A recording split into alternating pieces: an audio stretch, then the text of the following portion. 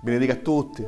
Le tradizioni pasquali sono sempre vive e forti in Sicilia. Vediamo nel suo servizio di Immacolata Pidalà la tradizione dello scontro, che la domenica di Pasqua si celebra a Lonci, paesi della provincia di Messina.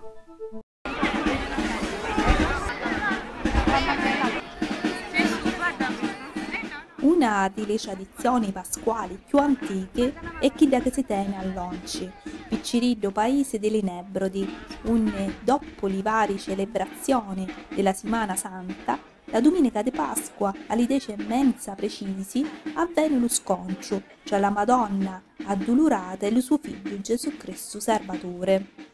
Mentre la piazza davanti alla chiesa matrice è piena di cristiani provenienti di tutti i paeselli vicini, dallo silenzio si leva lo primo, lo secondo e lo terzo corpo di tromba e all'ultimo i due personaggi lontani tradide cominciano a avvicinarsi con passo cadenzato per voti e solo alla terza la Madonna, liberatasi del suo velo nero di lutto, vide riconoscere tra la gente allo figlio risuscitato.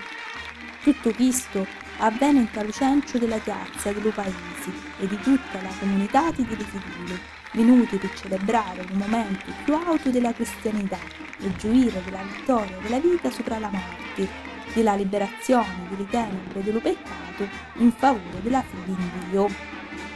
È proprio con lo scontro che le campane cominciano a suonare e la processione con i due santi a capo può avere inizio, alla contentezza delle forestiere, credenti e non. Si tratta di un'usanza antica di secoli che avvenne magari in altri paesi della Sicilia come Aidone, Biancavilla, Calatagirone, Comiso, Ferra, Modica, Petralia Suttana, Ribera e della Calabria, ogni piglia il nome di affrontata o confronta.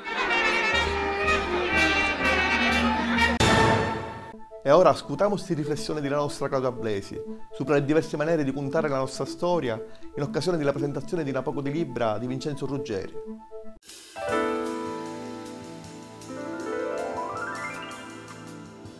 Lo passato 29 di marzo si tenne in Palermo alla libreria Spazio Cultura la presentazione di una poco di libra di Vincenzo Ruggeri, romanzi leggi che però vidino lo sfunno di una Palermo di lo Settecento cui suo monumenta è un sistema sociale che, secondo l'autore stesso, savi a rivalutare e soprattutto si mette a confronto con chi da che fu l'evoluzione della Sicilia di dopoguerra a oggi. La presenza di scrittura storici che si trattenno a fare l'analisi dell'evoluzione dello sud dell'unità d'Italia in poi è realmente in costante aumento. Chi duca denunziano diverse scritture contemporanee alla luce di una nuova visitazione di documenti storici e di testimonianze dell'epoca è la presenza di una verità storica differente di chi da che si divulga con ufficialità in tali testi scolastici. E così che si diffonneru libri di storia siciliana, alcuni diventati magari bestseller, come Terroni di Primo Aprile, che parlano di un'altra realtà, chi da di un paese occupato, spugliato delle sue attività produttive e economiche, con centinaia di migliaia di morti in tale popolazione civile, un paese unni per sopravvivere, milioni di persone appiro a emigrare, fatto prima mai succeduto, e che vitti le deportazioni e la nascita di mafie alleati con i nuovi patrona. Altra autorevoli testimonianza è il risorgimento e il risarcimento, la Sicilia tradita di Ignazio Coppola, che aveva l'obiettivo di mettere in luce una verità storica mai contata sino a ora in via ufficiali. Magari la nuova visitazione di documenti storici induce a pensare a una Sicilia conquistata e non liberata, una Sicilia che pagò personalmente lo sviluppo economico della regione di Nord. Ma i saggi storici che vittimo e altri di ricercatura come Salvatore Bottari, autori di diversi saggi che parlano della Sicilia di dopoguerra, o come Giuseppe Cassarubea, autori di Purtedda di La Inestra, microstoria di una strage di Stato, c'è chi preferisci i romanzi storici come i libri di Vincenzo Ruggeri o come La storia dimenticata, la storia della Sicilia di dopoguerra a oggi attraverso la vita di un uomo che detti tutto si stesso, di Enrichetta Casanova Infuso. Unni la storia della Sicilia contemporanea viene vista attraverso le difficoltà quotidiane e familiari di un uomo, con le prospettive di un futuro possibili, alla luce di riflessioni storiche necessarie per chi non si può costruire lo futuro se non si conoscono le proprie radici. Lo passato 10 aprile, lo gruppo palermitano Canto da Ziz presentò il suo nuovo singolo, la deliziosa ballata L'Uomo Pesce. La canzone, cantata in italiano, parla della leggenda siciliana di Colapesce. L'uomo pesce che ancora oggi avesse a tenere alla dritta una delle 3 colonne che reggono la Sicilia.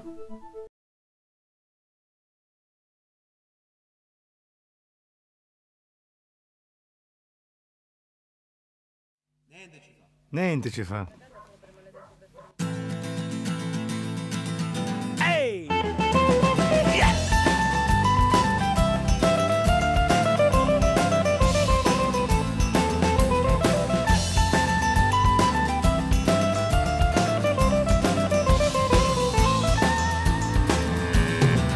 Trovato in un porto di quella Messina, da un pescatore in un bel mattino, su quelle braccia, su quel visino, squame su tutto il suo colpicino. Piccolo mostro questo bambino, scherzetto beffardo destino. Piccolo mostro questo bambino, maledetto beffardo destino. Figlio di un diavolo, di una puttana, guarda la pinna che ha sulla schiena, ma che figura disumana, per tutta Messina sarà la pena. Ma è un uomo, un pesce, la gente del porto a decidere non riesce. Ma è un uomo, un pesce, la gente del porto a decidere non riesce. Ehi! Yeah!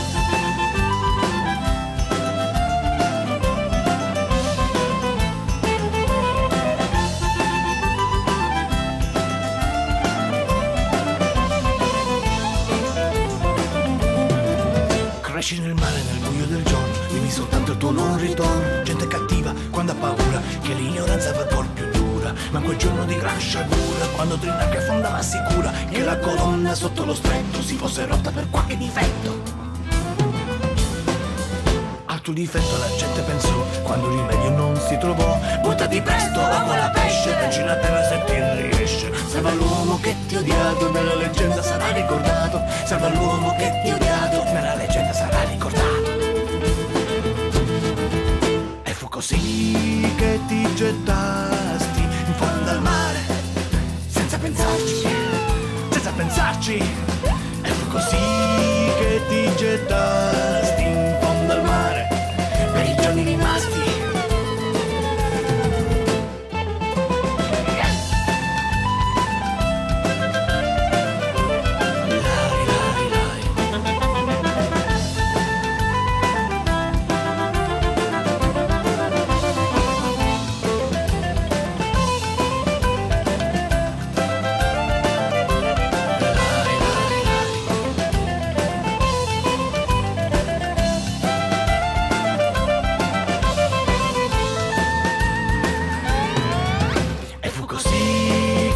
Gettasti in fondo al mare, senza pensarci, senza pensarci. E fu così che ti gettasti in fondo al mare, per i giorni rimasti.